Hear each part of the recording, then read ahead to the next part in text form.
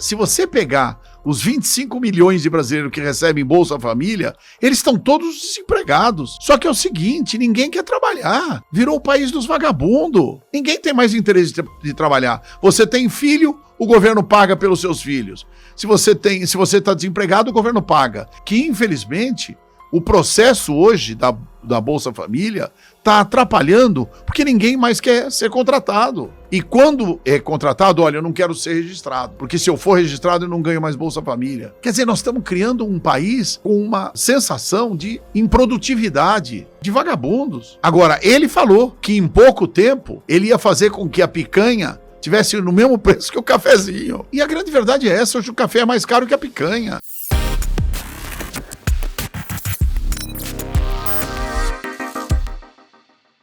Senhoras e senhores, está no ar a tendência do momento, Trendcast, o podcast mais tendência do Brasil. E hoje o meu convidado especial, ele é mais que especial, né? Eu vou apresentá-lo aqui, só que eu tive que anotar, porque você vai entender o porquê que eu tive que anotar no papel aqui. Ele é advogado, administrador, escritor, professor, presidente da API, Associação Paulista de Imprensa. Ele é presidente da ACRIM-SP, Associação dos Advogados Criminalistas do Estado de São Paulo. É apresentador de TV do programa Sala de Imprensa e também casado com a doutora Patrícia Redó. Nós temos a honra, e quando eu disse o nome dele aqui, todo mundo bate palma nesse estúdio e você bate palma aí de casa também, porque eu estou de olho em vocês. Nós temos a honra de receber o doutor professor Sérgio Redó. Uma salva de palmas, por favor. Doutor, obrigado por aceitar o nosso convite. Uma satisfação, Pedrinho, meu querido amigo, irmão, em nome de Deus, Pedro Bonfim. Eu realmente fiquei extremamente, contente com o seu convite, porque eu vejo o brilho e o sucesso que está sendo esse programa, as suas aparições nas redes sociais, com mais de 1 milhão, 2 milhões de acessos, enfim, os seus seguidores e principalmente o conteúdo dos seus convidados que têm trazidos para cá, e eu realmente fico extremamente lisonjeado de estar aqui nesse momento importantíssimo, com você, no nosso Trendcast, Trendcast, que é, sem sombra de dúvida, algo de importante. Por quê? Porque eu o conheço já há muitos anos. Verdade. E vejo os seus passos, sua trajetória e o brilho com que você tem chegado em todos os momentos.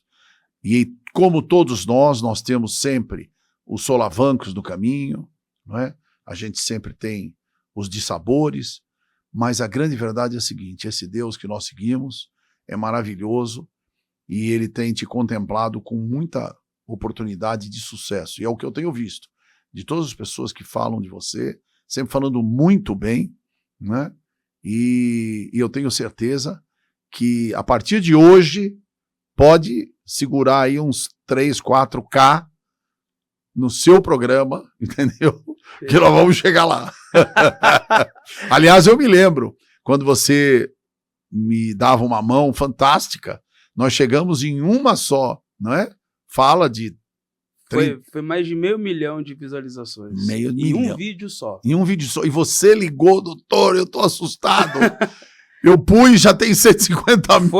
A gente postou, eu doutor fui dormir. Tá em 200 mil, doutor 300 mil. Mas era aquela loucura também no negócio do Bolsonaro, aquelas coisas todas, Foi na época daquele... da eleição e tal, E que nós, na verdade, nunca tivemos, uma posição no sentido de criticar um ou outro, mas sim de ter princípios e valores. E foi o que nós pregamos lá, sobre a questão da liberdade de expressão, direito à informação e, principalmente, um Brasil de sucesso, Um Brasil que os brasileiros sintam orgulho de viver aqui. Então, é o seguinte, eu já vou começar jogando um fogo básico aqui nesse Boa, podcast. tamo aí. Porque eu trabalhei com o Dr. Sérgio há um bom tempo e eu não tenho vergonha e nem problema de dizer o quanto que eu aprendi, né? Meu negócio sempre foi atrás das câmeras. Foi, Né? verdade. E vendo a forma que o senhor se expressa, fala num programa de televisão. Verdade, você me acompanhou acompanhei inúmeras há vezes muito no sala de tempo, imprensa. no sala de E me imprensa. ajudou muito, não tem dúvida. Verdade. E o senhor, sem querer, ainda me ajudou, porque eu observava como que o senhor fazia. Olha só. Né? Então, E agora você também faz melhor, né, irmão? Não. A cria sempre É a forma que é maior do que o criador. É a forma que o senhor fala também, eu achava muito interessante. E eu comecei a falar, pô, nem que se eu tiver 1% do vocabulário, da forma que o doutor fala, eu já estou feliz. Então, o senhor pode ter certeza, é uma honra tê-lo aqui. Muito obrigado. Muito obrigado por ter vindo, ter aceitado. Eu costumo falar com os meninos da produção que é de grande valia para nós quando o convidado tira um tempo para vir. Sim. O senhor que tem programa de TV sabe que o mais difícil é o convidado vir. Não tem dúvida. Não tem dúvida.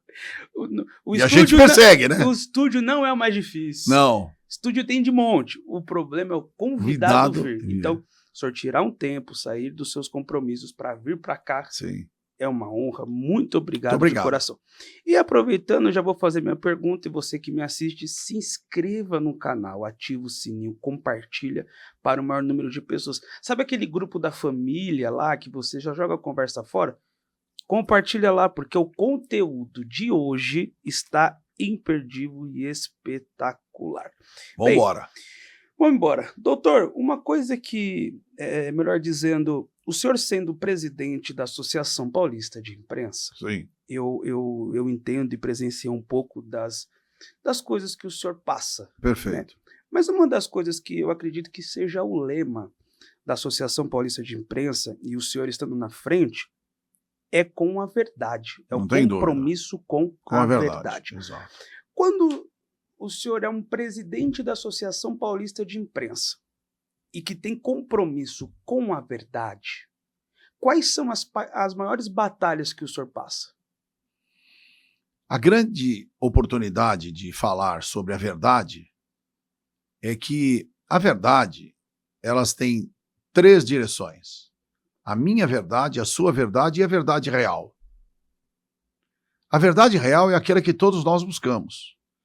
E o profissional de qualidade, o profissional responsável, ético, que tenha interesse da verdade, ele vai se aproximar cada vez mais da verdade. Quando você tem uma acusação sobre um determinado fato, que realmente é um escândalo, mesmo sendo escândalo, você tem que dar direito à pessoa que está sendo acusada para que ela possa se defender. E isso não acontece. A gente tem assistido. Verdade. Infelizmente, hoje nós temos uma imprensa extremamente tendenciosa. Infelizmente, nós temos hoje uma imprensa que ela é partidarizada e com narrativas. Eu insisto muito sobre as questões da pandemia. Né? Olha o que aconteceu na pandemia. O mundo parou. Aliás, meu querido amigo, não é? Raul Seixas. Raul Gil também, grande amigo, um dos maiores apresentadores desse país.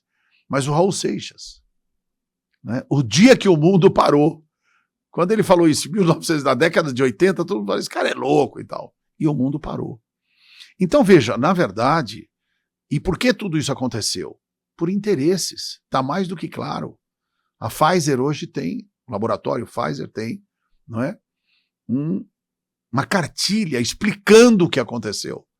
Que, na verdade, a vacina não era vacina. E todo mundo vendeu como vacina. E por que não é vacina? É fácil. Quem está me assistindo agora vai saber. E eu não sou negativista. Minha esposa é uma biomédica. Eu vivo no meio de médicos. Eu sou uma pessoa consciente. Eu tenho 67 anos de idade. Eu não tenho interesse de mentir para ninguém. Eu quero falar a verdade. Aliás, eu tenho dito, a dignidade para mim tem um preço e um custo muito alto. Em razão de falar a verdade. Naquela época, tudo que eu falei lá, se você pegar meu retrospecto, vai ver que eu vou repetir aqui. Aconteceu, a pandemia foi uma pandemia, um desastre para o mundo inteiro, mas não era para ser tratada como ela foi tratada. Exigir, obrigar que as pessoas tomassem vacina. Como eu, se você não tomar vacina, você não entra dentro do fórum, você não vai poder trabalhar mais. A pessoa, para viajar, precisava tomar vacina. Para sair de casa, precisava tomar vacina. E onde Aí você tinha que andar com o seu comprovante de vacina no bolso, ou então no seu celular. Eu tenho até hoje aqui no celular. E aonde que ficaria o direito de ir e vir, né, doutor? Exato. Direitos fundamentais. Primeiro, não é só o de ir e vir. Eu vejo a própria imprensa defendendo o bandido que não quer que o rosto dele apareça na televisão. Aí não tem como, aí é complicado. Então, mas é um direito, mas é verdade, é um direito de imagem. Você não é obrigado a expor a sua imagem.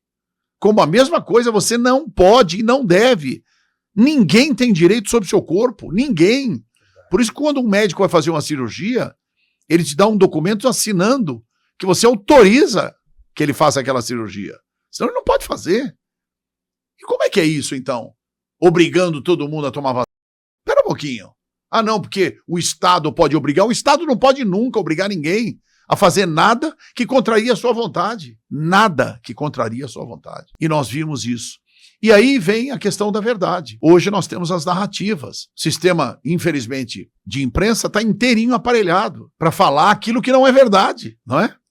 Eu sei, com todo respeito, eu não quero que o governo do atual presidente falhe ou fracasse. Por quê? Porque se ele fracassar, todos nós fracassamos. É o Brasil que está fracassando. Agora, ele falou que em pouco tempo ele ia fazer com que a picanha tivesse no mesmo preço que o cafezinho. Eu vou até tomar água. Você está entendendo? E a grande verdade é essa, hoje o café é mais caro que a picanha. O quilo do café é mais caro que a picanha. Nós estamos com uma taxa de Selic de 14,75%. É a primeira vez no século XXI que se atinge isso. Era só na época do desastre econômico, da inflação galopante. E eu não vejo ninguém da imprensa, principalmente os grandes, o chamado consórcio da imprensa, as grandes emissoras de rádio e televisão, com exceção, né? Eu tenho que dar mão à palmatória, a Jovem Pan, a Record, o SBT, não é? Mas a grande emissora, a que é o orgulho do Brasil, eu como presidente da API, eu tenho que falar, a Rede Globo é um orgulho do Brasil, é uma das mais importantes emissoras do mundo. Eu nunca vi os comentaristas deles criticarem essa situação, eu nunca vi um editorial criticando, e o povo sofrendo.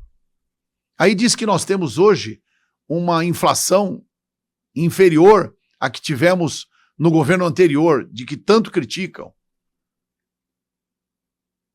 Dizem que o desemprego hoje está menor. Ora, se você pegar os 25 milhões de brasileiros que recebem Bolsa Família, eles estão todos desempregados. Só que é o seguinte, ninguém quer trabalhar. Virou o país dos vagabundos. Ninguém tem mais interesse de trabalhar. Você tem filho, o governo paga pelos seus filhos. Se você está desempregado, o governo paga. Eu não estou criticando pelo fato de estar desempregado. Acho até que o auxílio-desemprego é um auxílio fantástico, muito bem criado e tal, mas tem que ser um auxílio. Não pode ser uma contribuição mensal. Não pode ser o principal... Uma ajuda de custo. Da renda da família. Da renda da família. E hoje é o principal da renda da família. Eu tenho conversado com pessoas fora de São Paulo, ou mesmo dentro de São Paulo, nas regiões mais afastadas, todos eles têm criticado que, infelizmente, o processo hoje da Bolsa Família está atrapalhando porque ninguém mais quer ser contratado. E quando é contratado, olha, eu não quero ser registrado. Porque se eu for registrado, eu não ganho mais Bolsa Família. Ou então, eu sair do emprego, eu vou perder o meu auxílio-desemprego. Quer dizer, nós estamos criando um país com uma sensação de improdutividade, de vagabundos. E não é isso. O Brasil é a maior nação do mundo. Nós estamos entre as 10 maiores potências do mundo. Nós temos condições de chegar à 5ª maior potência e outra, criando oportunidade e emprego para todos. É isso que nós precisamos. Isso que você está fazendo aqui, meu querido amigo Pedro Bonfim. E você está gerando emprego, você tem a sua produção, você está montando estratégia. Eu, para vir até aqui, tive que investir com Uber, entendeu? Agora vou voltar. Então é isso que precisa fazer. Precisa fazer a economia girar. Agora imagine se eu estivesse ganhando salário de desemprego ou Bolsa Família. Você está entendendo? Então é isso que nós precisamos acabar. E a verdade é essa. A verdade precisa ser transparente. A grande imprensa precisa começar a divulgar isso e cobrar deste governo como eles faziam no passado. Com o máximo respeito. Agora, doutor, uma das coisas que eu acompanhei o senhor e eu ouvi o senhor falar, né, as suas falas, Pode falar ministrações? Lógico. Ministrações. Isso. E o senhor falando aqui, o senhor sofre perseguição por ter essa forma de falar e falar as coisas que o senhor fala? Então, deixa eu te falar com todo respeito. Na verdade, Pedro, eu hoje não diria que eu sofro perseguição, mas eu vejo muitos colegas sofrerem. Eu não combato pessoas, eu combato ideias. Entendi. Eu combato princípios. Você viu, na minha fala aqui eu não critiquei ninguém, eu critiquei o sistema. Entendeu? Por quê? Porque, na verdade, você não pode identificar. Por que não? Porque, no fundo, você pede com que a pessoa também tenha o mínimo do sentido do raciocínio lógico. Ora, se eu estou falando do governo atual, todo mundo sabe quem é o presidente, todo mundo sabe quem são os ministros da Fazenda, que, inclusive, quando assumiu, disse que não entendia nada de economia, que ele, para passar num concurso público que ele prestou, ele precisou colar. E vou dizer uma coisa, eu tenho que me render. Ele está fazendo tudo o que ele pode. Isso é importante. Mas não adianta. Se você puser um marinheiro de primeira viagem para conduzir uma grande embarcação numa tempestade, essa embarcação vai afundar. Por mais que esse marinheiro ou mais esse comandante tenha interesse. Por quê? Porque, na verdade, a vida é assim. É aquela velha história. Você chegou ontem e já quer, aqui no ônibus, e já quer sentar na janelinha? Não, você tem que ficar lá no fundo, de pé, vendo como tudo acontece aqui dentro, para depois ir caminhando, para e passo, para chegar na janelinha. Depois da janela para outra janela, até chegar na direção do ônibus. É assim que a vida funciona. O soldado não é general. O Bradesco é um exemplo. Os presidentes do Bradesco todos são indicados através do quê? Depois de passarem o atual Trabuco. Começou no banco há mais de 30 anos. E com cargos muito inferiores. De quem eu posso falar é do falecido, saudoso, Dr. Lázaro Brandão. Começou lá como um mero escriturário e chegou a presidente do banco e depois presidente do Conselho de Administração. Demonstrando o quê? Conhecimento, sabedoria. Pegou o banco entre os 10 maiores e colocou o banco em segundo lugar no mundo, aliás, no Brasil, perdão, no mundo entre os 20 ou 30 maiores bancos do mundo, que é um estágio fantástico. Até porque o nosso dinheiro aqui é o real e o mundo trabalha com dólar, trabalha com euro, não é? Uma moeda 6,7, a mais 5,3, 104, né? A mais do que o nosso real. Enfim, então o que eu quero dizer é o seguinte, na vida, a gente tem que pensar que se você não tiver preparo, eu tenho que falar, eu sempre fui favorável de que o grande jornalista não é aquele que faz faculdade. O grande jornalista é aquele que tem habilidade para atrair os seus leitores, para atrair o seu público, não é? Para assisti-lo, para estar ao lado dele, acompanhá-lo. Só que é o seguinte, mas então, você acha que a faculdade é imprescindível? Porque quando você chega em determinado estágio, fundamental é você fazer a faculdade. O jornalista precisa ter uma faculdade, precisa ter solidez, precisa ter formação acadêmica, indiscutivelmente. Mas aí você chega na faculdade e os professores, ao invés de dar aula, com todo respeito, fazem política. Vendem o quê? A filosofia de que o Estado que tem que mandar em tudo, de que o Brasil foi dominado pela direita. Direita e esquerda, para mim, é só sinal de semáforo. Você vai entrar à direita para entrar numa rua ou à esquerda para entrar na outra, numa avenida. O que nós temos que ter consciência é o liberalismo, é o progressismo, é o conservadorismo e o esquerdismo e o socialismo, que esses estão fora do mapa.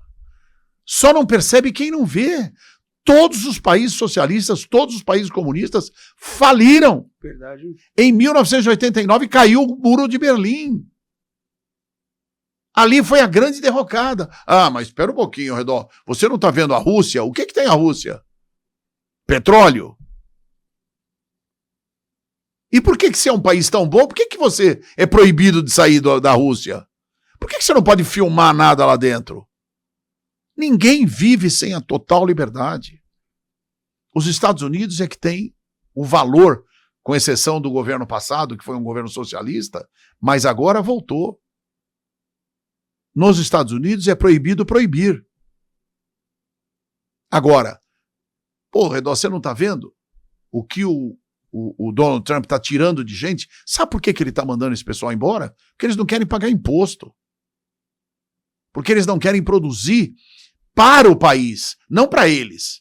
Porque aqui também nós temos isso, infelizmente. A maior carga tributária do mundo é a nossa. É uma injustiça contributiva que nós fazemos aqui. E tudo isso poderia ser resolvido. Você viu o caso agora do escândalo do INSS? Eu vi. Era 6,7, depois 7, agora é 90 bilhões de reais. E agora o governo está dizendo, não, espera um pouquinho, a culpa não é nossa. Como não é nossa?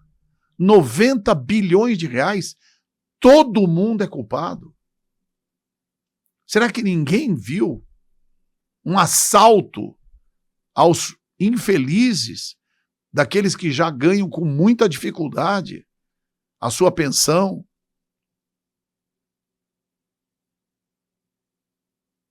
Todos esses pensionistas e aposentados foram largamente condenados, sangrando, dia a dia, mês a mês, ano a ano. E agora é que perceberam. Tem casos de senhoras com 85 anos, que dela foram surrupiados mais de 200 mil reais. Quanta coisa essa senhora deixou de comprar, deixou de fazer. Pessoas da família dela, que quem sabe, tiveram problemas de saúde e ela não pôde socorrer. Verdade. Não é só o lado positivo, de que ela queria viajar, ou ela queria comprar um outro imóvel, ou que ela ia comprar um carro novo. Não.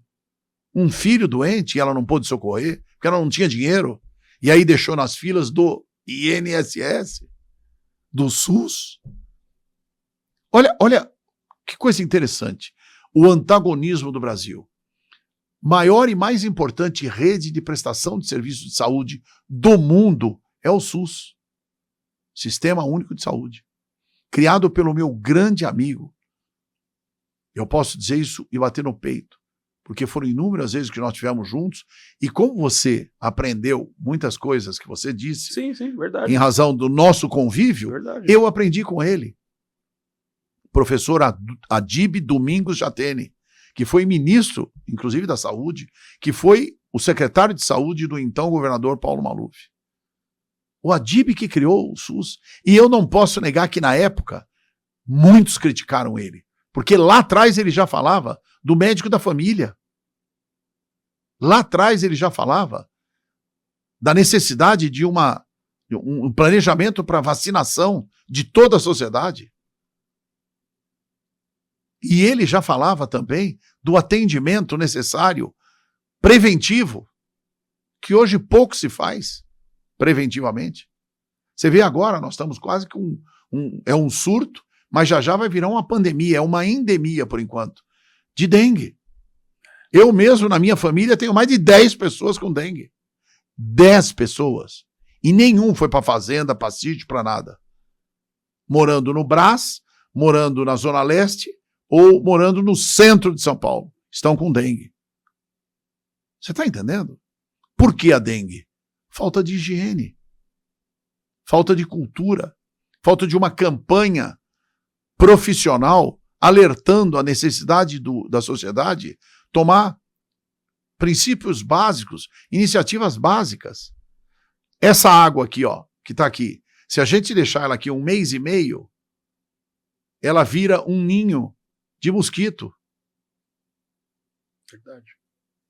Você tem, mesmo dentro do estúdio. É. Porque é normal. Vem bactéria, fungo, germe, e vai indo, e o mosquito, entra um mosquitinho, vem o outro, e o mosquitão entra junto. É verdade. Aí ele se aloja aqui embaixo da mesa, quando vem, pica, pronto, está contaminado. Você está entendendo? Por pequenas e sábias iniciativas, você tem condição de evitar um desastre como esse que a dengue está assolando. Você vê no Nordeste, então, na região Centro-Oeste, nos campos, não é, do nosso grande agronegócio. O Brasil é o maior produtor de alimentos do mundo. A cada 8 bilhões de habitantes, 1,3 bilhões diariamente comem comida brasileira. Olha que orgulho! Você está entendendo a idiosincrasia, quer dizer, o que o Brasil tem de maluco? Mas, doutor, mediante a isso que o senhor disse, não era para o Brasil ser um país de primeiro mundo? É verdade. Eu não tenho dúvida que seria um país de primeiro mundo. Mas aí vem as retóricas, aí vem as narrativas, como agora, essa que nós estamos vivendo, do socialismo, do comunismo, que o Estado tem que ser maior, que o Estado tem que mandar em tudo. Isso é uma heresia, jamais poderia ter isso. Jamais. Nós não podemos nunca ter uma atividade dessa natureza. Um país como o nosso tem que ser livre, tem que ser meritocrático. O que é meritocracia? É uma pessoa que, para ocupar um cargo, que para estar dentro de qualquer função, ela precisa saber, ela precisa conhecer, ela precisa estar em cursos. E hoje os cursos são tão fáceis. O IAD, o curso à distância, forma milhares de pessoas. Isso tudo poderia ser facilitado para uma grande quantidade de brasileiros, que também tem sido feito. Mas, na verdade, infelizmente, tudo isso acontece de uma forma equivocada. Por quê? Porque você acaba tendo, veja só, eu vou te dar um exemplo. Proliferaram faculdades de medicina. Hoje, sei lá, deve ter mais de 500 faculdades de medicina no Brasil. Sim. E aí o que você tem? Falta de qualidade nos médicos. Por que os médicos não querem que seja como a OAB? A OAB, para você ser advogado, você precisa prestar um exame extremamente seletivo, que a Ordem dos Advogados do Brasil, o Conselho Federal, juntamente com as secções dos estados, promovem 3, 4, 5 exames todos os anos para credenciar o advogado. Ele é bacharel em ciências jurídicas e, em seguida, ele presta o exame para ter a sua condição de ser um profissional. Que a medicina tem também, é inegável, porque 5 anos é o prazo em que um médico, né, exerce sua função para ter a cátedra da medicina, só que em 1 ano ele tem que fazer residência. E a residência, na verdade, é um curso que é especialmente dedicado para ele se especializar ou para ele ter realmente o convívio com o hospital, com o medicamento, com os pacientes e tal. Só que não é o suficiente. Por quê? Porque a gente sabe como acontece. Tem muitos médicos que estão aí que nunca fizeram residência e viraram médicos. Por quê? Porque alguém fez no lugar dele. Por isso que tem que ter o exame. Sim. Você está entendendo? Que é uma forma de você credenciar. Veja só, aquele plano que foi criado no governo da então presidente, né, mulher, aqui no Brasil, do Mais Médico.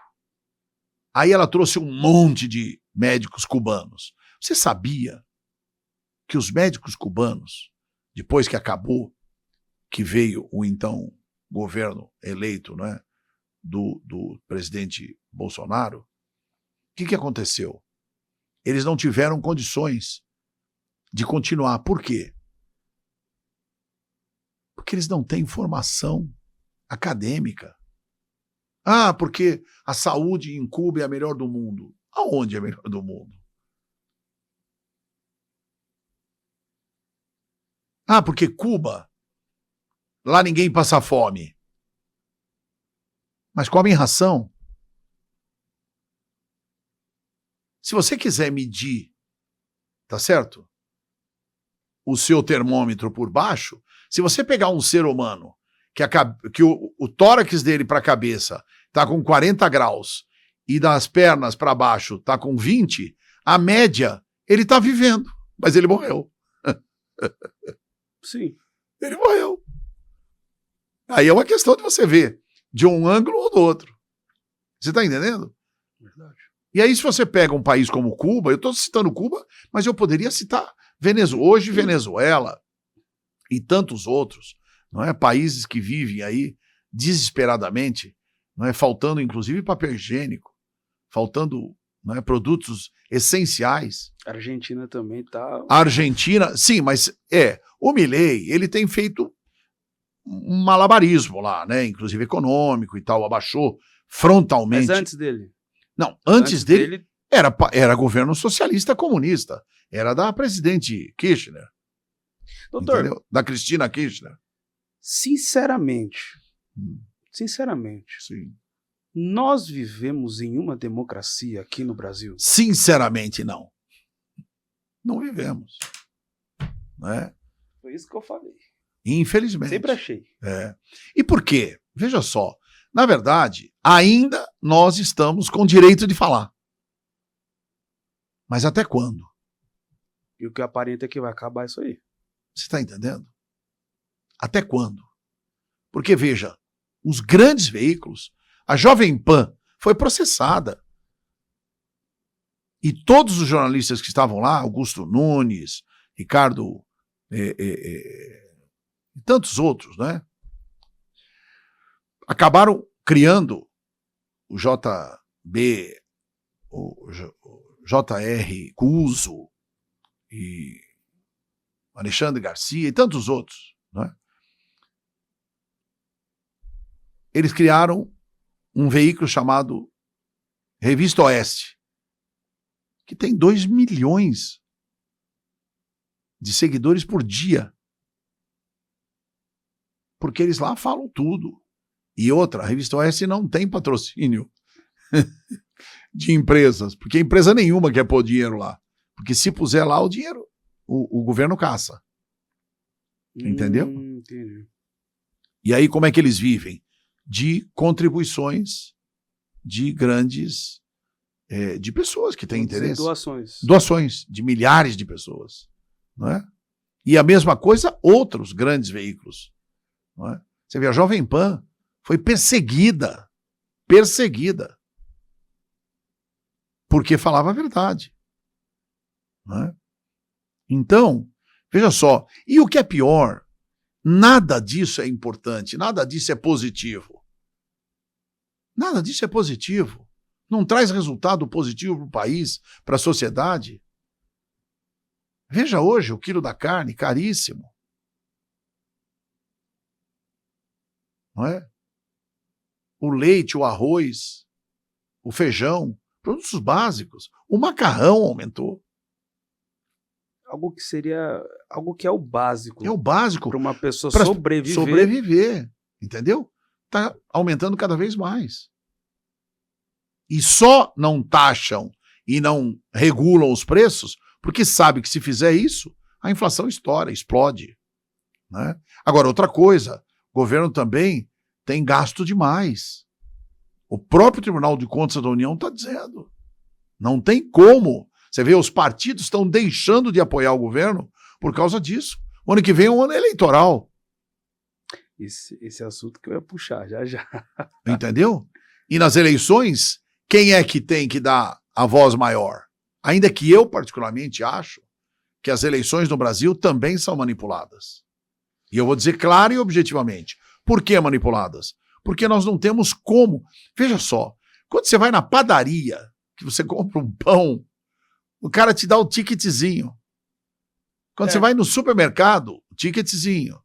Todos os lugares têm. E aí, quando você vai votar, ninguém tem que levar ticketzinho nenhum, porque senão você está violando o seu voto. Você não pode apresentar, ó, tá aqui, eu votei pro fulano. De jeito nenhum. Mas essa cédula, entendeu? Teria que estar controlando o seu voto. De que forma? Eu sou extremamente favorável à continuidade das urnas eletrônicas. São fundamentais para o Brasil.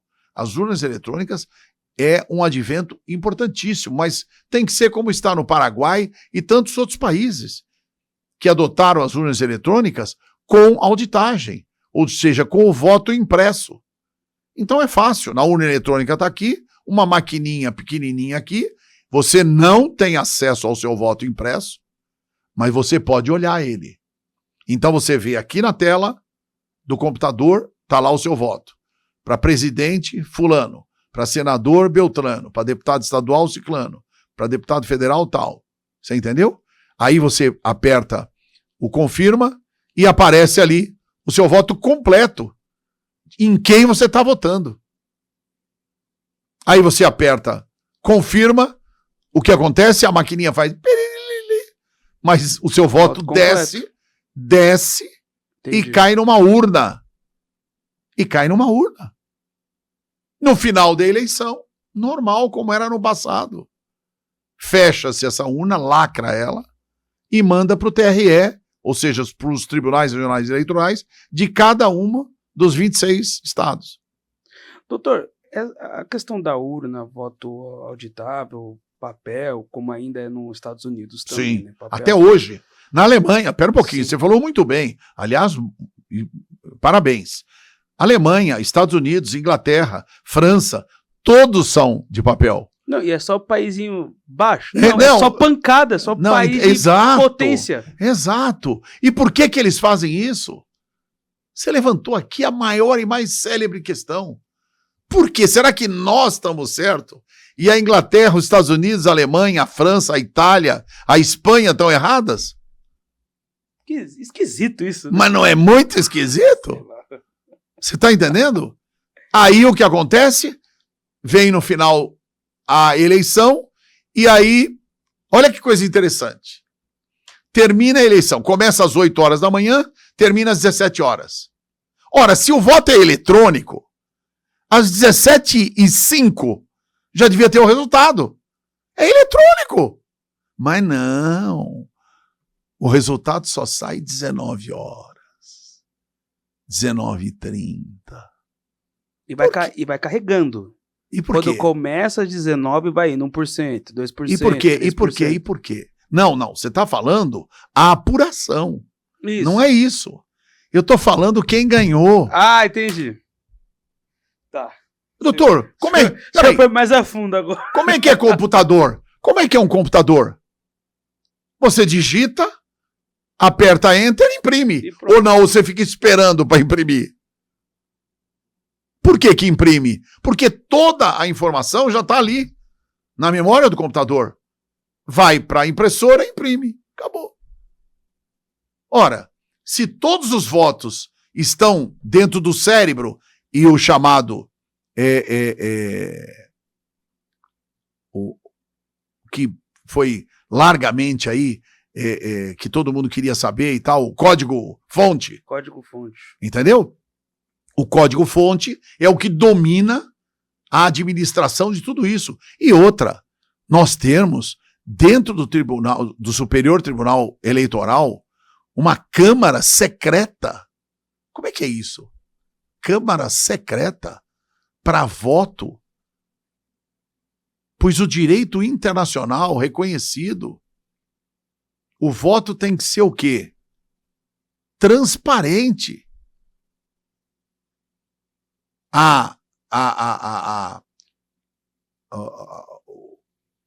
O escrutínio. Eu aposto com o senhor que a maioria dos brasileiros não sabe disso. Não sabe, não. Não sabe ninguém. Por isso, por que não dão a oportunidade de a gente ter hoje? Por que nós somos as piores notas de matemática e português do mundo? Por causa disso. Porque não há interesse por parte do governo central, entendeu? Inclusive, com todo respeito, o ex-presidente, inclusive o Bolsonaro, pôs umas mulas Desculpa, perdão. de ministro da Educação. Com o máximo respeito que eu tenho aos meus amigos bolivianos, mas pôr um boliviano para ser ministro da Educação é uma coisa estapafúrdia.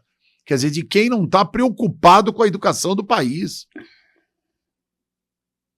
A então primeira-ministra alemã, Angela Merkel, quando um dos deputados, senadores, falaram: nosso salário está muito baixo, veja os salários dos professores, veja os salários dos diretores de escola, de faculdade. Ela disse o seguinte: ainda bem, porque jamais, o dia que o salário de um deputado, de um senador, for maior do que o de um diretor de faculdade ou de um professor, está tudo errado no nosso país. Olha a cabeça, olha a formação. Por isso que a Alemanha é a Alemanha. Isso aí é muito forte. Você está entendendo? Por isso que nós estamos em 9º lugar e a Alemanha é a 4ª maior do mundo, ou a 5ª. Agora, só uma pausa rapidinho. Pessoal, se inscreva aí. Você tá vendo o nível que tá chegando, o nível que já chegou a nossa entrevista, então merece. Merece que você se inscreva, que você ative o sininho, que você deixe o like, que é muito importante. Quanto mais like, quanto mais pessoas deixarem o like, mais esse episódio alcança milhares de celulares, televisões, computadores, enfim. Então, se inscreva aí. Doutor, vamos lá. é o seguinte, Diga. só para a gente encerrar esse papo de urna, Sim. eu vou falar na minha linguagem e eu Isso. acredito que o senhor vai entender. Totalmente. Qual que é Você a fala bem. margem de erro de um voto no papel? Senhor, Então, esse também é uma outra questão que sempre foi levantada. porque assim, deixa eu só completar. Eu queria comparar, se tiver uma margem de erro, né, comparando no papel e na urna, entre a margem de erro dos dois. Então, aí é que está a história. A pergunta é inteligente, muito inteligente. Porque é o seguinte: por que nós temos que ter necessidade de voto impresso? Nós não precisamos mais votar com voto impresso. Isso é que tem que ser claro. Nós temos que ter o voto eletrônico, o voto da urna eletrônica, mas temos que ter ao lado o voto impresso para que o voto caia dentro de uma urna, tá certo? Entendi. De lona, como era no passado, e depois você lacra essa urna e deixa ela guardada.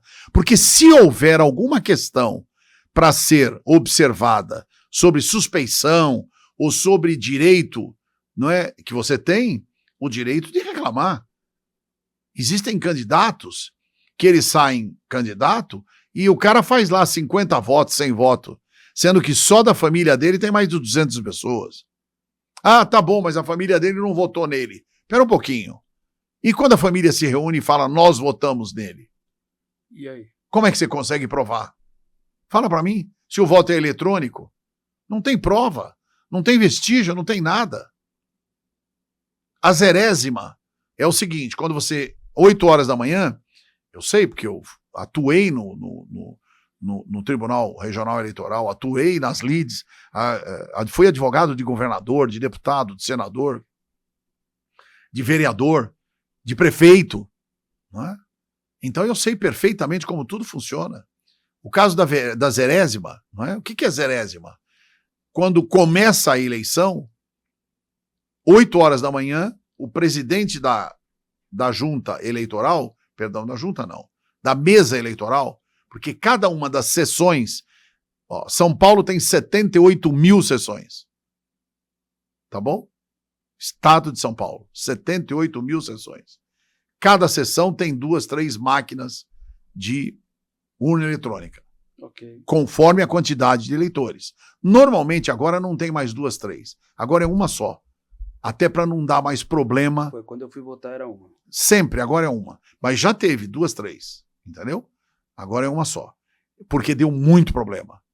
E uma única urna tá lá. Sessão 346, lá do Butantã. Tem uma única urna. Você entendeu?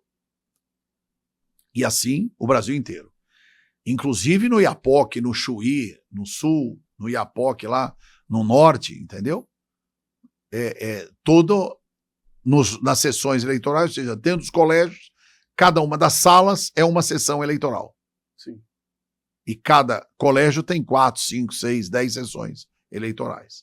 Bom, e cada sessão comporta até 200 votos. 230, 240 no máximo. Então, veja, eleitores, no fundo. Então, veja, quando você, 8 horas da manhã, aperta lá o presidente da mesa, ele aperta o computador e sai a 0ª. Sai. Imagina uma filipeta como essa de banco, zerada. E ali aparece todos os eleitores daquela... Todos os eleitores, não, desculpa. Todos os números, os códigos de cada um dos eleitores e tudo zerado. Entendeu? Sim. Bom, o que ele faz? Mostra para todo mundo, ó, tá vendo? Tá zerado, não tem voto nenhum. Para amanhã não dizer não, como falaram, como todo mundo, não, porque chegou lá, a urna já tinha um monte de voto do Lula, ou de coisa. Mentira. Isso não é verdade. Por causa dessa questão. Agora, o que acontece? Onde é que é a fraude? A fraude é 17 horas acaba a eleição. Só que quem está ali na mesa pode continuar votando. Nas eleições passadas, inclusive, aconteceu isso. Teve local que fechou a urna às 22 horas. Teve outro que fechou às 21. E outra, sem ninguém, sem fiscal, sem ninguém. Só os caras ali trabalhando. Vendo quem não votou, aperta e vota. Vendo quem não votou, aperta e vota. Olha que lindo, né? Você está entendendo? E dá uma outra margem também, aonde tem um voto de um eleitor que ele votou em branco, pode ser preenchido. Você entendeu? O senhor acredita que se não tivesse... Isso daí é uma suposição ou é uma certeza, doutor? Não, uma certeza. Que aconteceu. Não, aí também... Só para mim... Não, eu não posso, não, pera um pouquinho. Pra gente entender. Eu não posso garantir. Por que eu não posso garantir? Porque eu vi inúmeros mapas com essa situação. Entendi. Eu vi sessões eleitorais que foram encerradas às 20 horas, 21 horas, 22 horas. Isso está lá. Está lá registrado, não é? Agora, e com voto. E o que é interessante, com votos todos do candidato que ganhou, né? Então, o senhor acredita que se não tivesse esse negócio de fechar às 22... Não tem nada disso. Tem que fechar às 17 horas e acabou. Ninguém mais vota. Pera um pouquinho. Mas aí vai dizer, mas pera um pouquinho, e se tiver uma fila monstruosa, dá a senha para cada um e essas pessoas vão continuar votando e tem direito de votar. Aí não tem problema, pode ir para 18, 19, 20, 21. Você está entendendo por que eu não posso dizer que tudo é fraude? Se eu falar isso, eu estou sendo leviano. Entendeu? Você está entendendo? Veja, o problema é complexo. A questão é extremamente complexa. Agora, o que a gente precisava? Facilitar. Tapa a voz desse jornalista aí, desse advogado chamado Sérgio Redó. Põe o voto auditável. Ou seja, tá aqui os votos para dizer que não... Mas não tem isso. Mas por que não tem? Por que não colocam? O voto auditável foi aprovado 4 vezes no Congresso Nacional. 4 vezes no Congresso Nacional. Aprovado pela Câmara e pelo Senado. E na última oportunidade para ele entrar em vigor, aí o então cidadão disse o seguinte: não, nós não podemos fazer isso porque o custo é muito alto para implantar esse sistema. Imagine, aonde o custo da democracia pode ser o que for para ter democracia. O pior é a gente viver como nós estamos, sem democracia. Muito forte isso. Doutor, Sim. para deixar gravado aqui que o que o senhor vai dizer, Sim. parece que quando a gente tem uma eleição, principalmente para a presidência, né? Principalmente, nós tivemos uma eleição agora e para a prefeitura e para vereadores. O candidato que o senhor apoiou, sim, né, o Ricardo Nunes, sim, o prefeito eleito, reeleito, historicamente, nunca aconteceu isso na história da política da cidade de São Paulo. Nenhum prefeito conseguiu ser reeleito. Sabe o que eu achei mais bonito? Agora uma coisa minha. Sim. O que eu achei mais bonito que tinha, né, esses boatos que ele só era prefeito porque assumiu, ele era vice. Sim, do Bruno Covas. E quando ele ganhou, pronto, acabou isso. É. Entendeu? Então o povo me elegeu. Mas porque, acabou a história. Porque legitimou, né? O voto é a coisa melhor do mundo, porque você, na verdade, tem a oportunidade de representar a sociedade. Mas uma coisa que eu percebi, não sei, qual que é a sua visão sobre a última eleição que teve em São Paulo? Porque para mim foi uma guerra. Uma guerra infinda entre o Boulos, o Pablo Marçal e o Ricardo Nunes, não é? E mediante qual que é o seu jeito de olhar para o que acontecer nessa última eleição aqui em São Paulo? Meu jeito é o seguinte, eu de novo sou favorável, né, de que realmente o prefeito ganhou porque teve uma votação estupenda, 3 milhões, quase 3 milhões e 700 mil votos, né? E, na verdade, os outros dois candidatos, né, o Pablo Marçal ficou desclassificado, não foi para o segundo turno, e quem foi para o segundo turno com ele foi o Boulos. Eu gostaria muito que o Pablo Marçal tivesse ido para o segundo turno, né? Porque o Ricardo iria derrotá-lo, entendeu? Porque, na verdade, é o seguinte, com o máximo respeito, né, que eu tenho a ele, mas o Pablo Marçal não estava preparado para ser prefeito de São Paulo. Não estava preparado. Você vê que as ideias que ele propunha para a cidade não tinham o menor fundamento, como a do Boulos. E por que isso? Porque quem realmente estava preparado era o atual prefeito, o Ricardo Nunes, com planejamento estratégico, com toda a visão de administração pública, não é? Com espírito de coletividade, de inclusão social. Tanto que você vê o que ele está fazendo. Está transformando a cidade de São Paulo. Não é? E se tivesse ganho o Boulos, até hoje, sabe o que ia estar agora? Invadida o Ibirapuera por sem terra, entendeu? Como já aconteceu em governos passados, não é? Em governos de prefeitos que foram socialistas, comunistas, né? E eu acho isso ridículo. Inclusive o próprio hoje, não é? Que é um problema social seríssimo, uma questão gravíssima, que é a questão dos zumbis lá no centro, né? Que são verdadeiros zumbis. O pessoal do tráfico lá, né? Como é que chama? Que fica na Cracolândia? Cracolândia. Aí, tá vendo? Tem até nome. Cracolândia. Você já imaginou? E outra, veja só, é importante também dizer, isso já aconteceu na Inglaterra, já aconteceu nos Estados Unidos e Nova York. Não é um fenômeno só de São Paulo, do Brasil, não. É um fenômeno que já ocorreu em várias grandes capitais do mundo. Só que tem o seguinte, agiram para a solução. Sim. E aqui não. Dizem que não pode ser tocado os interesses e os direitos de um drogado, que ele não pode ser levado para tratamento de forma... A força. Não é a força, mas como uma forma de exigência de saúde pública. Uma pessoa que está consumindo crack há 1 ano, não precisa nem 10, 1 ano, 6 meses, 1 mês, ele já não tem mais noção de nada. Verdade. Ele já não pode discernir nada. Ele não tem mais nenhum juízo das vontades pessoais dele. E quantas coisas horríveis esse pessoal já fez na rua, matou, estuprou, não é? Tirou vidas de pessoas, acabou, destruiu famílias. E não aconteceu nada. Não aconteceu nada com esses viciados em crack. Porque eles são doentes. Ora, se eles são doentes, eles podem ficar livremente andando como zumbis nas ruas? Isso é um absurdo. Um país civilizado jamais poderia ter isso. Os Estados Unidos, quando corrigiu isso, tirou todos eles da rua. Todos eles.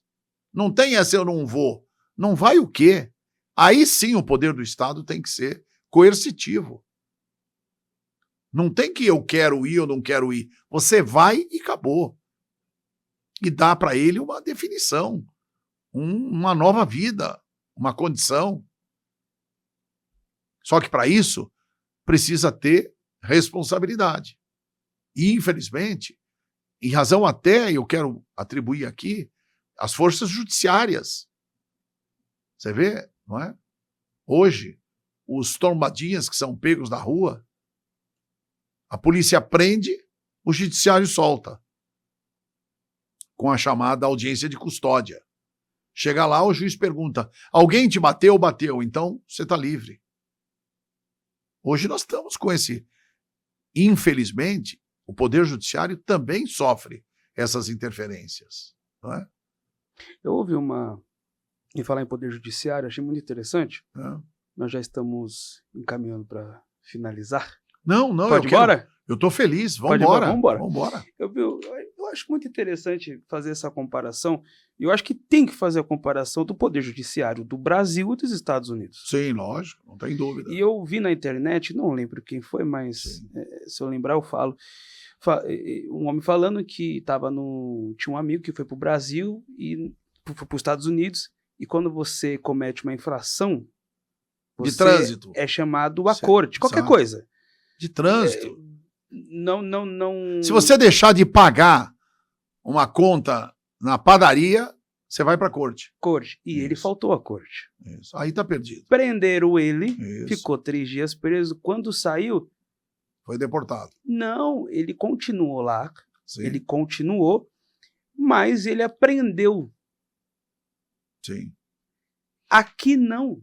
É porque, na verdade, o que ele cometeu lá deve ter sido uma infração extremamente, né, reduzida, diminuta e tal, para ficar 3 dias preso, porque lá o mínimo que fica preso é 30 dias. Mas assim, desculpa, posso ter errado nos dias, mas assim, o que eu tô querendo dizer, doutor... Não, você não errou. Lá... Deixa eu te explicar, lá tem essa coisa também, os juízes não são nomeados e nem concursados, eles são eleitos. Quem elege os juízes são os núcleos dos condados, não é, das cidades e tudo mais. Mas o que eu estou querendo dizer, muito bom, doutor, essa sua colocação, mas o que eu estou querendo dizer é o seguinte, lá você realmente aprende o que é certo e o que é errado na lei. Aqui não. Aqui vamos supor, e lá não tem esse negócio de idade, não. Não. Aqui, e eu acredito que para uma criança fazer algo, quer dizer que alguém está mandando fazer, porque se ela for pega... Não dá nada. Não dá nada. Até aos 18 anos. Hoje, todas as quadrilhas, você vê, quem são hoje a molecada que leva e traz droga? Antes de completar 18 anos. Que são os chamados aviões, né? Aviãozinhos. Os aviãozinhos, entendeu? Por quê? Porque se eles forem pegos na rua com 1 quilo de cocaína, não vai acontecer nada. O máximo que vai acontecer, eles serão apreendidos, não serão presos nunca, serão apreendidos e serão levados a uma instituição com a finalidade de corrigir, não é, essa deformidade social desse jovem. O senhor é a favor eu acredito que é assim que se fala, diminuição penal? Sim, da pena, lógico, da diminuição da idade sobre a pena. Total. O senhor é a favor a partir de 16 anos, 16 anos.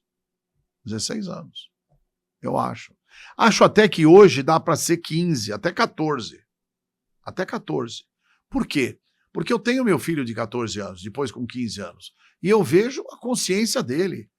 Ele tem total conhecimento, consciência, sabe o que é certo e o que é errado, sabe discernir, entendeu? Tudo bem, ele é criado num lar estruturado, tem pai, tem mãe, tem uma estrutura familiar, e às vezes você vai pegar um jovem também totalmente desestruturado, que aí você leva em consideração isso, entendeu? Quer dizer, vamos Tem penalizar. casos e casos. Exato, casos e casos. É a justiça. Sim. Da justiça se detém e se requer sempre equilíbrio. O dom que Deus dá a um magistrado para decidir se uma pessoa fica presa ou não, se uma pessoa deve ou não pagar, se uma pessoa deve ou não ser condenada ou ser absolvida, é um dom. É um dom. Forte. Você entendeu? Imagina. Ele é um ser humano como a gente, tem todas as necessidades como a gente, só que a ele o direito lhe faculta a condição de ser um magistrado, para sair em defesa sempre, e o equilíbrio da sociedade através da justiça. Agora, doutor, muito interessante, porque eu acompanho o senhor sendo somente presidente da Associação Paulista de Imprensa. Mas sou também, me permita, eu estou falando isso, Acrimesp. Isso que eu ia chamar, eu ia chamar esse assunto agora. Eu falei assim, quando eu lhe acompanhava, sim, o senhor só era presidente da Associação Paulista de Imprensa. Isso. E agora? Fui eleito ano passado. Eleito também o presidente da Acrimesp. Acrimesp, Associação dos Advogados Criminalistas do Estado de São Paulo. Onde a nossa sede, só para você ter uma ideia, a importância da Acrimesp, uma entidade que está completando 50 anos, agora nós estamos com 48, e a sede da nossa entidade é no Fórum Criminal, é no Complexo Judiciário Ministro Mário. Nós temos lá, né, uma oportunidade de ter valores importantíssimos. Lá é onde tem as quase 30 e tantas varas criminais, entendeu? E assim, por quê? O senhor, acredito que se candidatou, é isso? Não. Como é que funciona não, lá? Deixa eu te explicar. Na verdade, eu tenho um grande amigo chamado Dr. Raimundo Hermes Barbosa, um advogado altamente qualificado, já foi tudo na vida em defesa da advocacia, né? Além de um grande advogado que é até hoje. Mas ele já foi tudo, menos presidente, mas já foi tudo, secretário, vice-presidente, secretário-geral, conselheiro federal e tal. E, na verdade, o nosso presidente da Acrimesp, Dr. Ademar Gomes, acabou, por motivos de saúde, tendo que se afastar da entidade, e a entidade acabou ficando numa situação muito difícil. E aí ele falou para o Hermes, você não quer assumir? Não quero e tal. Eu tenho um nome importante, que é do Dr. Sérgio de Azevedo Redó. O Ademar já me conhece, eu já fui vice do Dr. Ademar Gomes, né? Eu já fui vice dele na Acrimesp, num determinado mandato dele. E ele falou, o Redó é maravilhoso, põe o Redó. Bom, e aí nós fizemos uma eleição, não é? Com a finalidade da nossa escolha, convocamos, fizemos uma publicação, enfim, tudo certinho. E eu acabei sendo eleito presidente da Acrimesp, né? Então, veja, na verdade, eu estou hoje com uma incumbência muito forte. Aliás, até posso te dizer, nós estamos com um evento fortíssimo no próximo dia 26 de maio. Que top! Que eu quero convidar para vocês estarem lá, e eu quero que você me ajude, inclusive, porque nós vamos fazer no grande auditório, ou no auditório nobre da Faculdade Sim. de Direito do Largo São Francisco, que é a maior e mais importante faculdade de Direito da América Latina, uma das maiores do mundo, em termos dos seus valores, não é? Uau. Só de presidente já saíram 4 de lá, presidentes da República. Meu Deus. Então, veja, na verdade, tem aí um nome fantástico. E o nosso patrono desse evento vai ser o diretor da faculdade, professor Celso Campilongo, não é? E nós vamos fazer o 2º congresso, não é, sobre a criminalidade e, o mais importante, o desafio dessa discussão vai ser em razão, principalmente, não é, da força das mídias sociais, a importância das mídias sociais, não é? Das mídias eletrônicas, ou seja, as emissoras de televisão e rádio, e da inteligência artificial, que hoje a inteligência artificial é importantíssimo no mercado do direito e também de toda a sociedade brasileira, não é? Então nós vamos estar presentes aí com um processo muito importante a partir das 9 horas da manhã, não é? Com a presença do ex-presidente Michel Temer, não é? Do governador Cláudio Castro do Rio de Janeiro, do governador Ibanez Rocha, não é? Do Distrito Federal de Brasília, provavelmente do governador Ronaldo Caiado, estamos convidando ele, não é? Além de grandes nomes. Eu estou aguardando, inclusive, a confirmação. O Celso Russumano vai estar conosco lá também. Eu estou aguardando a confirmação do Ratinho, José Massa. O Ratinho vai estar conosco para falar sobre a influência e a importância das emissoras de TV, os programas de televisão. O Roberto Cabrini. Não é? Nós vamos ter um timaço lá. E faço questão que você esteja lá para fazer uma cobertura neste evento. Vamos estar. Tá bom? A gente combina. Dia 26 de maio vai ser uma segunda-feira, das 9 ao 12h30, lá na Faculdade de Direito do Largo São Francisco. Largo São Francisco 95, no Centro Histórico da cidade de São Paulo. Forte. Tá bom? Bem, eu quero agora, rapidinho, agradecer, porque o doutor ele me presenteou com esse livro muito importante, né? Muito importante. E eu estou muito feliz, vou explicar o porquê. Porque quando eu acompanhava o doutor, eu via ele presenteando e fazendo dedicatórias. Não, você me acompanhou eu escrevendo o livro. Escrevendo o livro, isso, filmando. E aí depois você participou no lançamento do livro. Do lançamento. E eu estou muito feliz. Fez um vídeo Reels maravilhoso, que está nas redes sociais. Está até hoje. Tá. E eu estou muito feliz porque chegou a minha vez. De ser presenteado e ainda com uma dedicatória. Dedicatória especial. Vou mostrar aqui. Ó, exatamente sobre o tema que nós falamos. Aqui tá bom, Dan? Aqui esse lado, né? Esse lado é melhor, né? Isso, eu vou deixar aqui, ó. Deixa eu só mostrar a dedicatória aqui, ó. Chegou a minha vez, entendeu? Acho que você entendeu, né? Aí, a minha vez. Ao jornalista e apresentador Pedro Bonfim. Olha o nível que nós estamos chegando no Trendcast, você que me assiste aí. Por isso que é importante você se inscrever e deixar o seu like aí. Então eu vou deixar aqui, eu quero falar algumas coisas aqui agora, só para... Sim, aqui. Perfeito. Então, assim, a liberdade, e eu vou falar uma coisa muito interessante, nós estamos no ar desde julho do ano passado. Perfeito. E nesse pouco tempo... Vai fazer um ano agora. Vai fazer um ano agora. E eu... Você está arrebentando. Provei na pele. Essa é a verdade. Provei na pele o quanto que a liberdade é cara. Exatamente. O quanto que a gente luta pela liberdade e arruma... Não sei se é essa palavra, mas você vai me entender. O tanto que a gente luta pela liberdade e arruma inimigos. De graça. Muitos inimigos.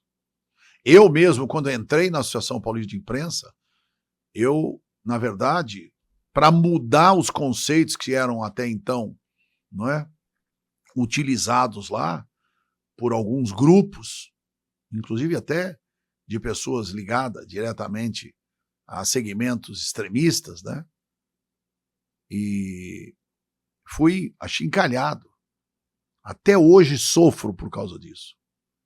Dói meu coração todas as vezes que eu vejo lá, entendeu? Que eu, na verdade, sumi com equipamentos, que eu, assim, de obras de arte, né? Com livros, não é? Iconográficos, não é? Sendo que eu fui o cara que fiz a maior biblioteca que hoje tem. Quando eu entrei, não existia biblioteca, eu tenho as fotos, os livros todos jogados em cada um dos andares, não tinha nenhum. Eu montei uma biblioteca. Não é a melhor do mundo, mas é uma biblioteca. Até porque tudo, você para fazer, precisa ter dinheiro. E muito dinheiro, não é pouco dinheiro. Uma entidade histórica como é a Associação Paulista de Imprensa. E olha o que nós fizemos, me permita. Por favor. Isso daqui é uma retrospectiva de tudo que a gente faz, não é? Deixa eu colocar Para aqui. a entidade. Isso. Fica aqui comigo e o senhor vai falando. Isso. Enquanto isso. Olha aí. Não, e até é bom você mostrar a frente e o verso. Porque, a frente Aqui, tem aí a nossa, não é? A nossa maior motivação, ética, dignidade e profissionalismo. Olha lá, no Dia Nacional do Jornalista, 7 de abril. Foi em 7 de abril que o então médico, que ele não era jornalista, médico, Líbero Badaró, foi morto na porta do seu consultório, mas ele escrevia um livrinho, um tabloide. Na verdade, um livrinho não, perdão, um tabloide, não é? Pequeno jornal, pequeno. E distribuía em São Paulo e chegava, em razão do interesse da sociedade à época, não é? Mas ele foi morto. E a partir dessa data, dia 7 de abril, é que foi dado a ele, em reconhecimento ao trabalho que ele fez pela liberdade de expressão, informação e comunicação, não é? Foi dado a ele Dia Nacional do Jornalista. E nós aproveitamos e fizemos esse anuário de 2017, olha lá, quando a API completou 84 anos. Faz a gentileza, Pedro, vira isso, E no entorno está lá, sala de imprensa, um programa de entrevista exclusivo para todo o estado de São Paulo e hoje está no Brasil. Antigamente só estava em São Paulo. Hoje está no Brasil, através da Com Brasil. E aí está lá nós apresentando. E aí dentro vem todo o histórico. E não é só esse. Essa sim foi uma revista que nós fizemos. Olha, essa foi uma revista. Imprensa Paulista. São Paulo, 466 anos. Da metrópole que nunca dorme. Olha lá, a publicação da Associação Paulista de Imprensa, desde 1936, gestão Sérgio Vededó, edição 916. Por quê? Porque eu transformei o nosso jornal, que era um jornal, eu ia trazer o jornal, mas não trouxe, nessa revista. E vira ela para a gente mostrar. Isso. Tá vendo? Olha lá, 88 anos, imprensa livre, sempre. E aí tem até uma frase que nós lapidamos. E aí, ao fundo, é a cidade embaixo, de São né? Paulo. Isso. Está escrito assim: esta edição marca a transformação e inovação do veículo da Associação Paulista de Imprensa, Jornal Imprensa Paulista, editado desde 1933 para a Revista da Imprensa Paulista. Uma história escrita ao longo de 915 edições, transmutada na revista Imprensa e Digital. Deixa eu ver essa. Essa é outra revista. Imprensa Paulista. Tá vendo? Lá em cima, eleições 2018. Seu voto decide o futuro do Brasil. Olha lá. Fake news e eleições limpas. Olha a urna eletrônica aí. Depois o surgimento da APEC, que hoje é uma grande realidade, que é a associação, não é? Dos lojistas, não é? Da 25, dos maiores centros. 25 de março, José Paulino, não é? Centro de São Paulo, Liberdade, os grandes centros, né? E o Brás, que é o maior centro de compras da América Latina, né? Impulsiona, olha lá, o circuito de compras. Depois, a visita histórica do governador Márcio França na sede da API, não é? Olha lá, Palácio da Imprensa, olha que livro, olha que lindo, Se o jornal é o livro cotidiano do povo, cada redação é uma pequena universidade. E esta Associação Paulista de Imprensa é uma forja viva da nação, que aqui se edifica dia a dia. Spencer Van Pré, 1936. Olha que coisa, o Spencer Van Pré foi um advogado e jornalista. Foi ele que fundou a Academia de Letras da Universidade de São Paulo. E juntamente com a finalidade de enaltecer a biblioteca da USP, que o mês passado fez 200 anos. Nossa. E aqui nós temos o verso, né? Aí é o 23º Encontro Nacional de Imprensa, de 23 a 24 de novembro, em São Paulo, que nós fizemos. Una-se a diretores, representantes e delegações de todos os estados. Você é o nosso convidado. J.H. de Oliveira Júnior, que é o presidente da Federação Nacional da Imprensa, a FENAI, e eu, Sérgio Azevedo Redó, presidente da Associação Paulista de Imprensa. As informações, a época, ó, tá vendo? FENAI, FAIBRA e API. E esse encontro foi maravilhoso. Nós conseguimos, dos 26 estados, trazermos 18 presidentes das associações. Você vê, Rio de Janeiro tem a Associação Carioca de Imprensa. Sim. Minas tem a Associação Mineira de Imprensa. A Bahia tem a Associação Baiana de Imprensa. Pernambuco tem a Associação, não é pernambucana, lá é até API também. É a Associação de Imprensa de Pernambuco. Entendeu? Entendi. E nós temos também... Aí nós temos... Quer mostrar? Que eu quero mostrar. Ó, a nossa luta incansável pela liberdade de expressão. Está aqui o Diário de São Paulo. O Diário de São Paulo. Que tem como CEO o nosso grande amigo, empresário, administrador de empresas também, jornalista e publicitário, Guilherme Sartori, que é o CEO do jornal, não é? Do Diário de São Paulo. Preciso trazer ele aqui também. Pode, eu gostaria. Eu, inclusive, reforço para ele estar aqui. Olha lá, a Associação Paulista de Imprensa repudia a ação de Renan Calheiros contra a quebra de sigilo da Jovem Pan. Ó. Olha o que eu falei. Verdade. Mandaram quebrar o sigilo de uma emissora de rádio e televisão. Quer dizer, olha aonde nós chegamos. Isso foi em... Veja lá. Tá escrito ali, ó. A data 11... 4/8 de... Não, eu tô lendo. Não, lá em cima. Esse aqui? Isso aqui, isso. Essa data. Exato. 4/8 de 21. De 21. 2021. Você está entendendo? Olha lá, o requerimento do senador Renan Calheiros para a quebra dos sigilos bancários e outros do Grupo Jovem Pan provocou reação imediata da Associação Paulista de Imprensa, que em nota oficial destaca que a medida é inconstitucional. Só para você ter uma ideia, imediatamente o próprio Renan Calheiros, que era o presidente do Senado, retirou essa proposta. O dia seguinte. Então é sinal que quando a imprensa, quando os jornalistas se unem, sim, o que você provoca? Uma reação de todos. Em razão do quê? Da liberdade, da proteção, da defesa incondicional das liberdades. Esse daqui, nós temos, ó, o Global News, aliás. Aliás, é o nosso querido amigo, que é o grande líder, né, desta revista. Ele está aqui, ó, entre os convidados. Qual deles aqui? Eu pego aqui, ó, quer ver? Ó? Que aí eu vou apontar pro pessoal. Isso, ó. E você se inscreva, ativa o sininho, não esquece, viu? Olha ele aqui, ó. Ele e a filha, o Lino Almeida e a Cassiana. Isso. Olha lá, ó. Ele é o presidente da Global News. Ele e a Cassiana. Quando da participação de uma homenagem que foi feita na Câmara Municipal de São Paulo, pelo aniversário do Global News. Isso foi em... Só um minutinho. Tá aqui, ó. 18 de dezembro de 2020.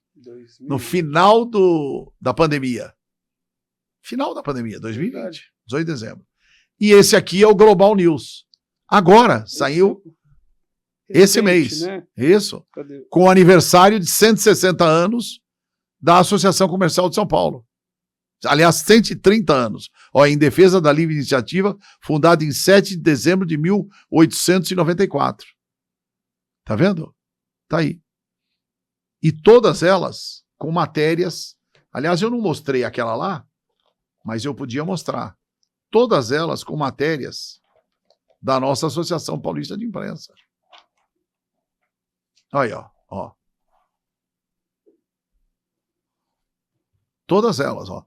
Associação Paulista de Imprensa comemora 92 anos de existência. Sérgio Redó, presidente da API, enaltece o trabalho jornalístico do fundador do Grupo Global News, Lino Almeida. E o Lino Almeida, é importante dizer, foi nosso vice-presidente de edições das revistas, não é? Enfim, ó, um homem dedicado, determinado, e agora está lá em Luiz Eduardo Magalhães, na Bahia, lutando lá pelos nossos interesses também. E nós temos aqui a FADESP, né? FADESP acho que eu já fui. Lógico. Federação Nacional dos Advogados e Bacharéis. Você foi lá quando nós fomos fazer uma palestra. Foi gravar e tudo. Olha lá, fim da escravidão dos bacharéis, que é outra situação também que a FADESP defende, né? Que é essa de ter hoje 10 milhões de bacharéis e só 1.800.000 advogados. Olha que coisa maluca, né? Certo. E essa daqui é uma revista Imensitar, que é o Desenvolvimento Sustentável, não é? E é um prêmio Consciência Ambiental, que esse ano está na 4ª edição, né? E esse daqui era o 3º prêmio, que nós participamos também. Olha, tá aqui, ó. Deixa eu mostrar aqui. Vou mostrar a primeira capa. Isso, a primeira capa, Imensitar. E esse ano é importante dizer, em novembro, teremos em Belém a COP30. O que é a COP30? Na verdade, é o maior e mais importante evento sobre o clima, a sustentabilidade e o meio ambiente no mundo, realizado pela Organização das Nações Unidas, não é? E agora, esse daqui é o Prêmio Consciência Ambiental. Olha, a vereadora Edir Salles, o ex-deputado, né? Castelo Branco, aqui o Sérgio Redó. Olha, no evento, discursando, fazendo. E agora nós estamos promovendo, através da própria revista Imensitar, não é? Que Imensitar é um centro de convenções que fica aqui em São Paulo, na Avenida Luiz Dumont Vilares. Olha, Prêmio Consciência Ambiental. Esse é o 4º que vai ocorrer esse ano, agora, em junho. Também no Centro de Convenções de Imensitar, só que juntamente vai ser um avant-première da COP30, que vai ocorrer em Belém em novembro. Entendi. Tem mais e esse é o último, que foi o meu grande amigo, meu grande amigo, né? Maurício, o Marcelo Mesquita, que já foi, inclusive, o assessor de comunicação do então governador e ministro Eduardo Campos, não é? Que faleceu em desastre também aéreo, extremamente suspeito, enfim. A vida é assim, né? Sérgio Redó, um representante à altura da entidade, e me deu a honra de ser a capa da revista, à frente da Associação Paulista de Imprensa, API. Sérgio Azevedo Redó vem promovendo uma verdadeira revolução na entidade, inspirado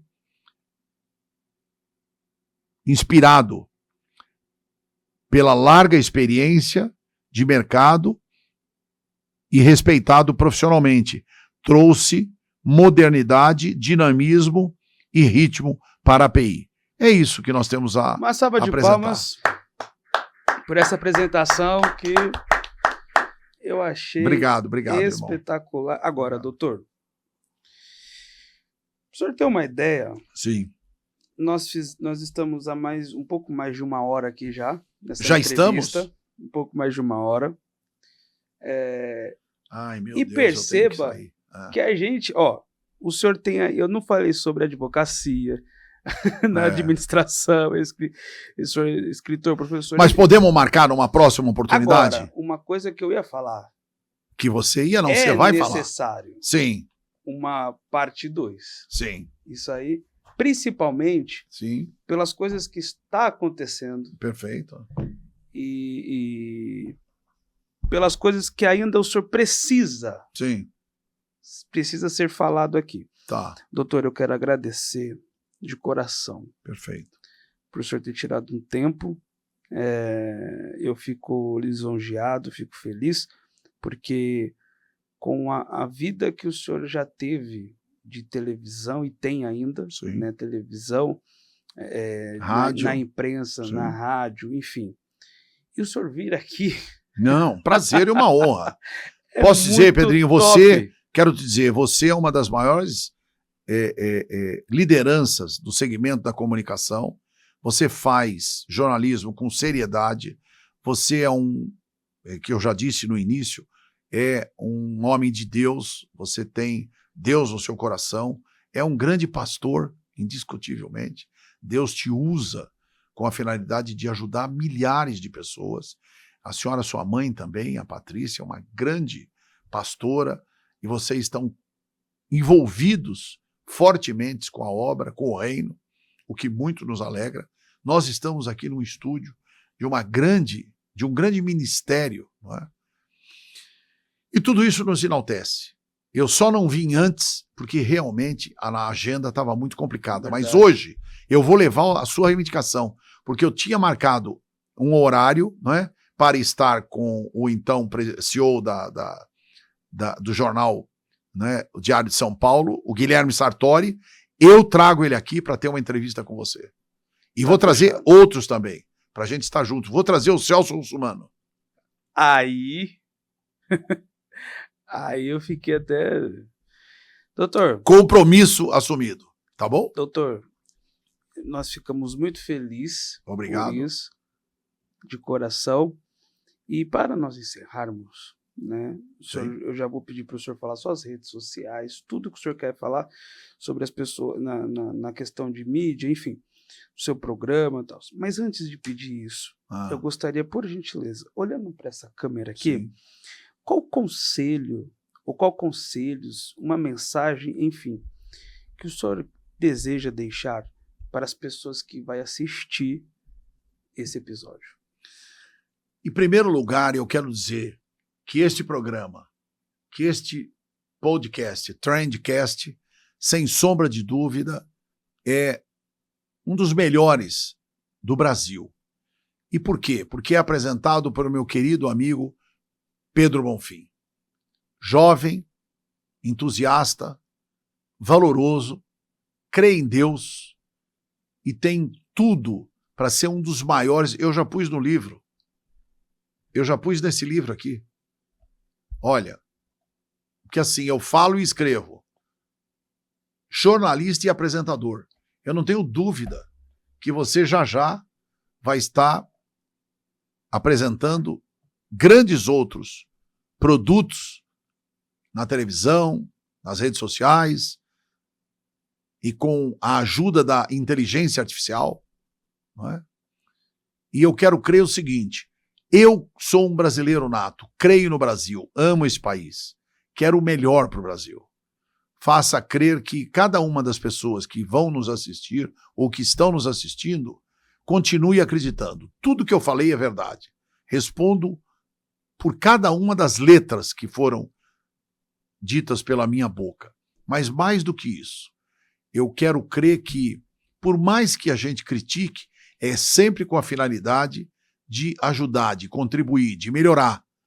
Porque tem que ter uma voz que fale por aqueles que não conseguem falar, que estão mudos por todo esse processo de medo que está sendo provocado no nosso país. Mas nós não podemos deixar com que isso prolifere. Nós precisamos ter determinação, acreditar em Deus. Esse sim. Ele pode tudo. De uma hora para outra, ele pode mudar seu destino, ele pode mudar seus valores, ele pode fazer com que você, de uma situação ruim, esteja sempre numa situação muito melhor e boa. E existem inúmeros exemplos na Bíblia Sagrada. E eu quero crer que um dos motivos que mais me motivou a vir aqui foi tudo que você também me ensinou, me ajudou, e eu não podia deixar de te agradecer. Querido Pedro Bonfim, obrigado. Eu que agradeço. Depois, eu não tenho mais palavras. Eu quero lhe pedir que o senhor que vocês venham seguir o Trendcast no Instagram, no TikTok e aqui no YouTube. Se inscreva no nosso canal. Mais uma vez, Dr. Sérgio, quais são as redes sociais? Eu peço que depois você coloque, porque eu confesso que eu também não sei.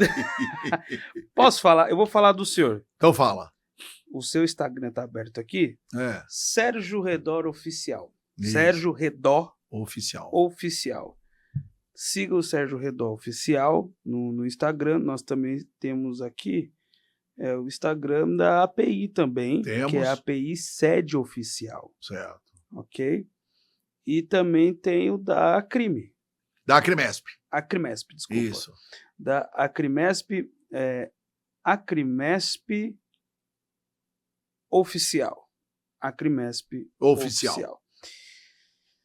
Eu quero agradecer mais uma vez, doutor, que Deus venha lhe preservar com saúde, Amém. graça, autoridade, que o senhor continue sendo essa voz, Obrigado. né, que o senhor é.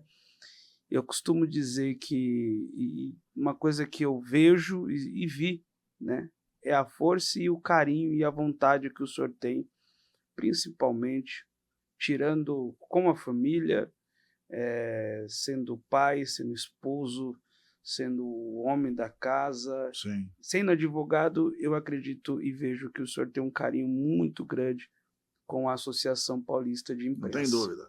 Um carinho Eu amo. muito Ela é grande. uma grande oportunidade de a gente lutar pelas liberdades, todas. Aos amigos também, e nossos princípios e valores quanto à imprensa brasileira. E eu acredito, tenho total certeza que da mesma forma que o senhor é uma voz, né, de leão na Calma aí. Associação Paulista de Imprensa, na Associação dos Advogados Criminalistas do Estado de São Paulo, não será diferente. Não tenho dúvida. Sempre. Doutor, mais uma vez, Tamo obrigado. juntos. Eu tô na geral, Dan. Dan, obrigado, viu? Tamo O junto. Dan, Não, esse Daniel menino é brilhante, embaçado. craque, nosso craque, conhece tudo de futebol e é hoje também um grande músico, baterista da mais alta qualidade Ele é. e principalmente dirigindo o nosso programa aqui. Ele que é o produtor. Ótimo. É ele então. que manda. Eu não mando nada. Nada. Ele é que fala tudo. O senhor sabe como é que é? O produtor que manda. Sei, sempre. Eu tô na Geralda. A gente tá ali, doutor, eu e o senhor. Ah, sim. Gente, obrigado. Deus abençoe. Até o próximo episódio. Um beijo. Um abraço. Tchau, tchau.